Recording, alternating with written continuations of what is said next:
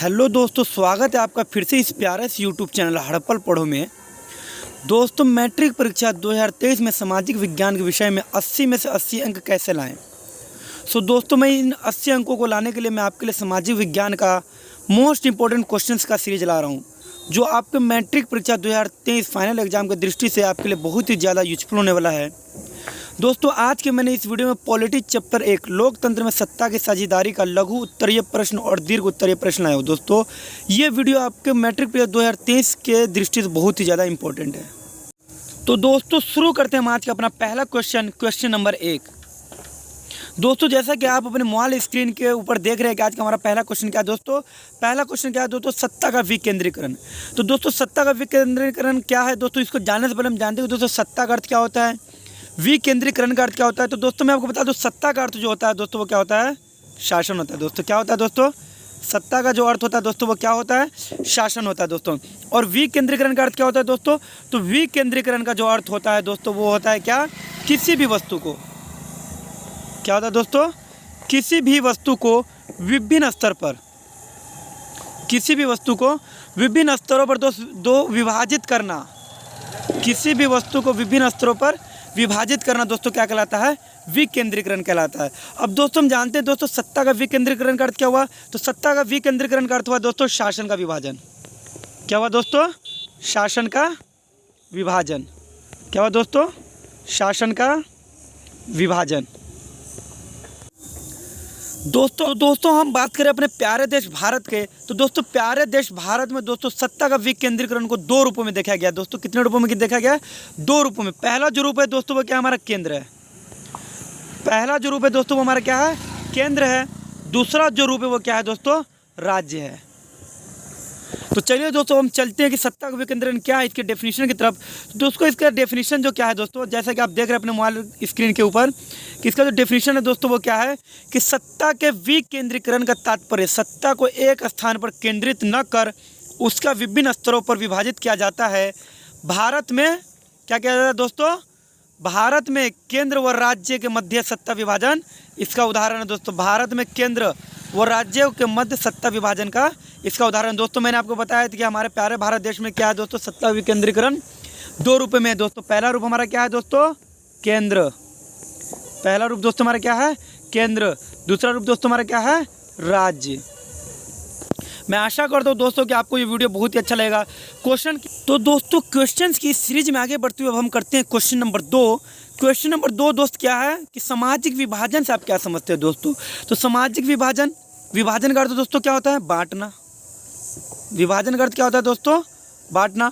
और सामाजिक विभाजन का मतलब क्या हुआ दोस्तों? समाज में रहने वाले लोगों को बांटना। दोस्तों, सामाजिक विभाजन का मतलब क्या हुआ कि समाज में रहने वाले लोगों को बांटना। तो दोस्तों, समाज में रहने वाले लोग जो है वो किस तरीके से बढ़ते हैं? तो दोस्तों, उनके बढ़ने का कारण, सबसे मुख्य कारण क्या है दोस्तों? उनका जाति,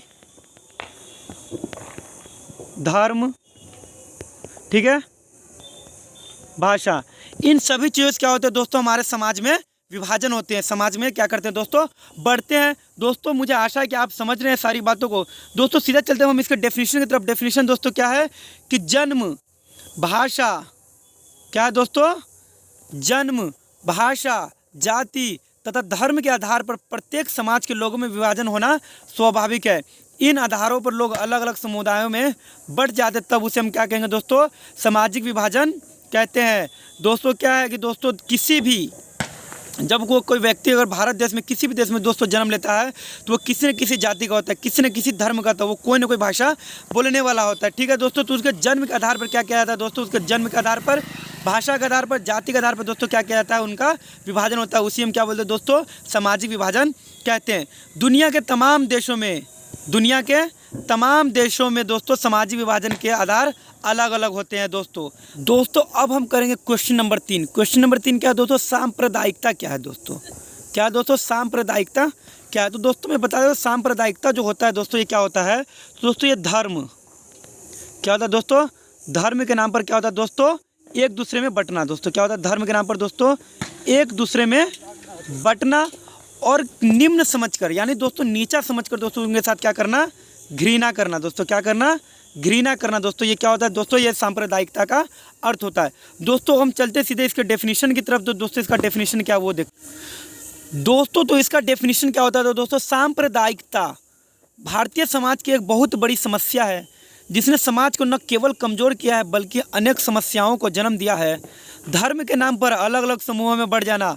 दोस्तों मैंने ये बताया कि धर्म के नाम पर क्या है दोस्तों, एक दूसरे में बढ़ जाना। दोस्तों क्या है धर्म के नाम पर दोस्तों क्या है, एक दूसरे में बट जाना तथा एक दूसरे को निम्न समझकर उसके प्रति क्या करना दोस्तों, घृणा करना। दोस्तों मैंने जैसा कि ये बताया दोस्तों क्या होता है, धर्म में बढ़ जाना और धर्म में बढ़कर दोस्तों क्या करना, एक दूसरे के प्रति क्या करना दोस्तों, घृणा करना।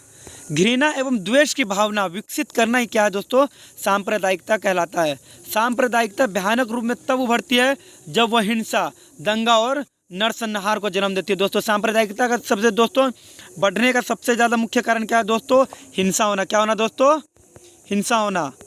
क्या होना दोस्तों, दंगे होना। दोस्तों ये जो सारे मुख्य कारण वो दोस्तों वो क्या है, सांप्रदायिकता का फैलने का दोस्तों क्या है मुख्य कारण। का जो डेफिनेशन है वो है, जाति स्वयं भी राजनीति से प्रभावित होती है। जाति के भीतर राजनीति कभी कभी बाह्य राजनीति से प्रभावित होती है। इस प्रकार जाति और राजनीति में द्विपक्षीय संबंध है। दोस्तों द्विपक्षीय का अर्थ क्या होता है दोस्तों, दोनों पक्षों में। द्विपक्षीय का अर्थ क्या होता है दोस्तों, दोनों पक्षों में। दोनों पक्षों में संबंध है। राजनीति जातिगत भावना को उभारती है। राजनीति के तहत जातीय गठबंधन बनाए जाते हैं तथा सत्ता हासिल किया जाता है। इसके लिए जातियों के साथ मोल भाव भी किए जाते हैं। जातियों का राजनीतिकरण हो जाता है। जातियों का आज वोट बैंक की संज्ञा दी जाती है।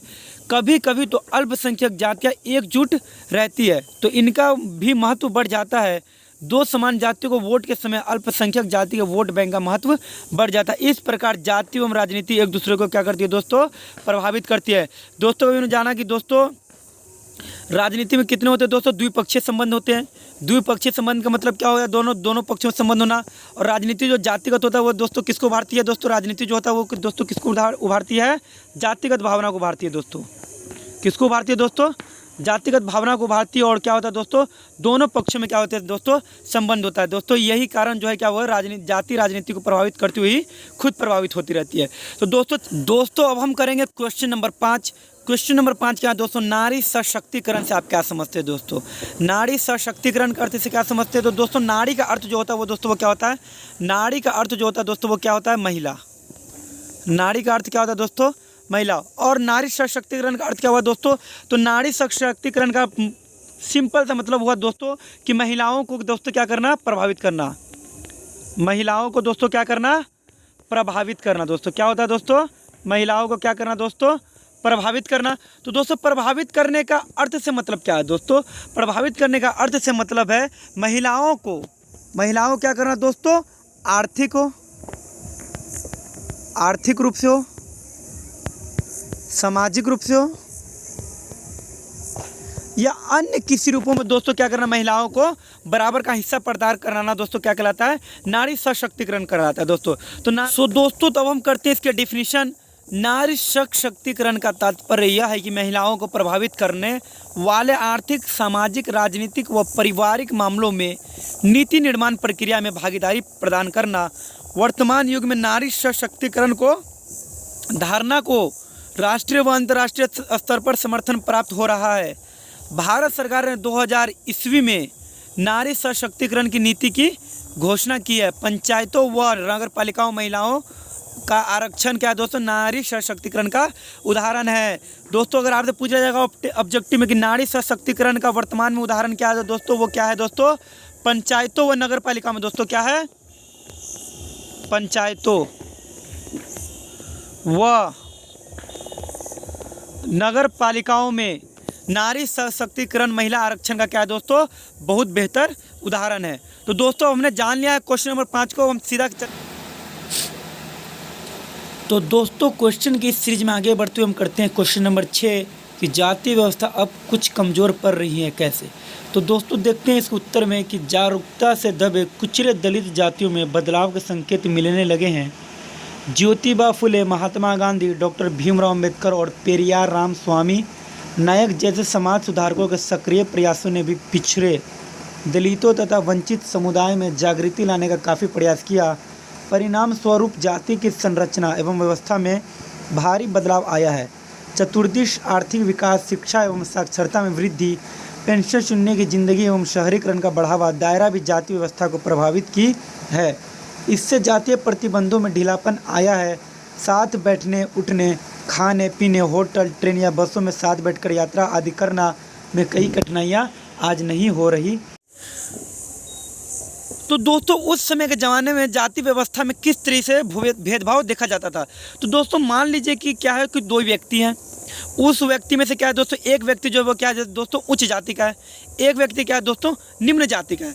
उच्च जाति का जो व्यक्ति है दोस्तों वो निम्न जाति व्यक्ति के साथ क्या करता था, नहीं तो यात्रा करता था, नहीं एक साथ क्या करते थे दोस्तों खाते पीते थे, नहीं एक साथ क्या करते थे उठते बैठते थे। दोस्तों यही कारण जो है दोस्तों कि पहले के ज़माने में क्या किया जाता था, जाति व्यवस्था में बहुत ज़्यादा भेदभाव देखने को मिलता था दोस्तों। पर अब ऐसी मुसीबतों से दोस्तों हमको क्या करना पड़ता है, मुसीबतों का सामना नहीं करना पड़ता दोस्तों। यही सबसे बड़ा ज़्यादा खूबसूरती हमारे इस प्यारे देश भारत की, कि दोस्तों इस भारत देश में क्या है लगभग 121 करोड़ आबादी है दोस्तों, लगभग 120 से 121 करोड़ तक आबादी। और इस आबादी में दोस्तों सभी तरीके के धर्म के लोग रहते हैं, सभी तरीके के जाति के लोग रहते हैं दोस्तों, कोई ऊँच है तो कोई निम्न है। पर दोस्तों यहाँ की सबसे ज़्यादा खूबसूरती क्या है कि दोस्तों यहाँ पर जितने भी लोग रहते हैं दोस्तों क्या करते हैं, एक साथ मिलजुल कर रहते हैं। दोस्तों हम करते हैं क्वेश्चन नंबर 7। क्वेश्चन नंबर 7 हमारा क्या है दोस्तों, रंग भेद क्या है। दोस्तों रंग भेद क्या है दोस्तों जैसे कि आप जानते हैं रंग भेद का अर्थ क्या हुआ दोस्तों, रंग भेद का अर्थ क्या होता है दोस्तों कि रंगों के आधार पर भेदभाव करना। दोस्तों रंग भेद का अर्थ क्या हुआ दोस्तों, रंग के आधार पर भेदभाव करना दोस्तों, रंग के आधार पर क्या करना दोस्तों, भेदभाव करना, ठीक है। और ये रंग जो होगा दोस्तों, ये रंग का अर्थ क्या हुआ, तो दोस्तों इस रंग का अर्थ है कि मनुष्य के चेहरे से दोस्तों, क्या है दोस्तों, मनुष्य के चेहरे से या शरीर से, ठीक है, मनुष्य के शरीर से। तो दोस्तों हम जानते हैं कि रंग भेद का क्या कारण है दोस्तों, रंग भेद कहते किसे हैं, रंग भेद क्या है दोस्तों, चलते हैं इसके सीधे डेफिनेशन की तरफ। दोस्तों भेद का तात्पर्य चमड़ी के रंग के आधार पर लोगों में भेदभाव करना। दक्षिण अफ्रीका में गोरों लोगों की सरकारों ने बहुसंख्यक काले लोगों के प्रति विभिन्न प्रकार के भेदभावों की नीति अपनाई थी, इसे ही रंग भेद की नीति से जानते हैं दोस्तों। अब जानते हैं दोस्तों बहुसंख्या का अर्थ क्या है दोस्तों, तो दोस्तों बहुसंख्या का अर्थ क्या है दोस्तों, किसी भी देश में रहने वाला, ठीक है दोस्तों, क्या होता है, किसी भी दोस्तों क्या होता है, किसी भी देश में रहने वाला जाति या समाज, ठीक है दोस्तों, क्या होता है, किसी भी देश में रहने वाले जाति या समाज की संख्या दूसरे जाति और समाज की संख्या से क्या हो दोस्तों ज़्यादा हो दोस्तों, उसे क्या बोलते हैं, बहुसंख्यक बोलते हैं दोस्तों। ये जो था वो दोस्तों कहाँ हमको देखने को मिला दोस्तों, तो दक्षिण अफ्रीका में मिला दोस्तों। दक्षिण अफ्रीका में कैसा था दोस्तों, गोरे और कालों का वहाँ पर क्या था दोस्तों, भेदभाव था दोस्तों। हम करते हैं क्वेश्चन नंबर 8। क्वेश्चन नंबर 8 क्या है दोस्तों, गरीबी रेखा के नीचे के निर्धारक को लिखे दोस्तों। गरीबी रेखा के नीचे के निर्धारक अर्थ क्या हुआ दोस्तों, कि गरीबी रेखा के नीचे रहने वाले जितने भी लोग हैं दोस्तों हमको उनके बारे में लिखना है दोस्तों। गरीबी रेखा के नीचे रहने वाले लोगों के बारे में दोस्तों यहाँ पर क्या लिखा है, ग्रामीण क्षेत्रों के लिए, ग्रामीण क्षेत्रों का अर्थ क्या हुआ दोस्तों, गांव में रहने वाले प्रति व्यक्ति का अर्थ क्या हुआ दोस्तों, कि हर एक व्यक्ति की प्रति माह कितना हुआ दोस्तों, 327 रुपये हो, तथा शहरी क्षेत्रों के लिए प्रति व्यक्ति प्रति माह यदि 455 रुपये से कम है तो वह व्यक्ति या परिवार गरीबी रेखा के नीचे जीवन बसर कर रहा है दोस्तों। यहाँ देखिए दो स्तर लिखा गया दोस्तों, क्या लिखा हुआ है दोस्तों, एक ग्रामीण, क्या दोस्तों ग्रामीण क्षेत्र, एक दोस्तों क्या है शहरी क्षेत्र, क्या दोस्तों शहरी क्षेत्र। दोस्तों ग्रामीण क्षेत्रों के लिए गरीबी रेखा का जो शुल्क आता है, शुल्क जो है वो कितना है दोस्तों, 327 रुपया, यानी प्रति माह वो जितना कमाता है उसके हिसाब से, ठीक है दोस्तों। और यहाँ पर जो वो दोस्तों क्या है 455 रुपये, 455 रुपये पर दोस्तों किसके लिए है, शहरी क्षेत्र के लिए। यानी कहने करते दोस्तों कि ग्रामीण क्षेत्र में रहने वाले लोगों का अगर कमाई 327 रुपये से कम है और शहरी क्षेत्र में रहने वाले व्यक्तियों का कमाई 455 रुपये से कम है, तो दोस्तों हम उसे कह सकते हैं कि वो क्या है दोस्तों, भारत में गरीबी रेखा के नीचे वो क्या कर रहा है दोस्तों, अपना जीवन यापन कर रहा है। दोस्तों अगर आपको ये वीडियो अच्छा लग रहा है तो दोस्तों हमारी इस वीडियो को क्या करें दोस्तों, लाइक करें और चैनल को सब्सक्राइब करें और दोस्तों अपने दोस्तों के साथ क्या करें दोस्तों, शेयर करें। दोस्तों हम चलते हैं क्वेश्चन नंबर 9। क्वेश्चन नंबर 9 क्या बोला दोस्तों, क्या सामाजिक विभाजन राजनीतिक शक्ल अख्तियार करता है। तो दोस्तों हम जानते हैं इसके उत्तर के बारे में कि हाँ, दुनिया के तमाम देशों में सामाजिक विभाजनों के आधार अलग अलग होते हैं, किंतु अंततः यह सामाजिक विभाजन राजनीतिक शक्ल अख्तियार करने लग जाते हैं। दोस्तों अब करते हैं हम आज का अपना इस मोस्ट इंपॉर्टेंट सब्जेक्टिव क्वेश्चन के सीरीज में क्वेश्चन नंबर लास्ट यानी क्वेश्चन नंबर 10 कि ब्रिटेन ईसाई धर्म के किस भाग का पोषण है। दोस्तों ब्रिटेन जो है दोस्तों वो क्या है, एक देश है, वो ईसाई धर्म के किस भाग का पोषक है। तो दोस्तों ब्रिटेन का राजनीतिक दल धर्म के आधार पर बटा है। दोस्तों ब्रिटेन का जो दोस्तों राजनीतिक दल जो है दोस्तों राजनीतिक दल यानी सत्ता का राजनीतिक दल का जो धर्म है दोस्तों वो क्या है, धर्म के आधार पर बटा है। यूनियनिस्ट पार्टियां प्रोस्टेट लोगों का क्या करती है दोस्तों, प्रतिनिधित्व करती हैं, जिसका अधिकांश भाग ब्रिटेन में रहता है। दोस्तों अगर आपको ये वीडियो अच्छा लगा तो दोस्तों इस चैनल को सब्सक्राइब करें, हर पल पढ़ो को लाइक करो और अपने दोस्तों के साथ दोस्तों शेयर करें। दोस्तों आज जैसा कि आपको मालूम है कि दोस्तों आज जितने भी हम लोग क्वेश्चन किए मैट्रिक परीक्षा 2023 फाइनल एग्जाम की दृष्टि से बहुत ही ज़्यादा मोस्ट इंपॉर्टेंट क्वेश्चन है। मैं यही कहूँगा कि मैट्रिक बोर्ड परीक्षा 2023 में सामाजिक विज्ञान में अच्छे से अच्छे नंबर से पास होना है मेरा भाई, तो हर पल पढ़ो को सब्सक्राइब करना पड़ेगा मेरी जान।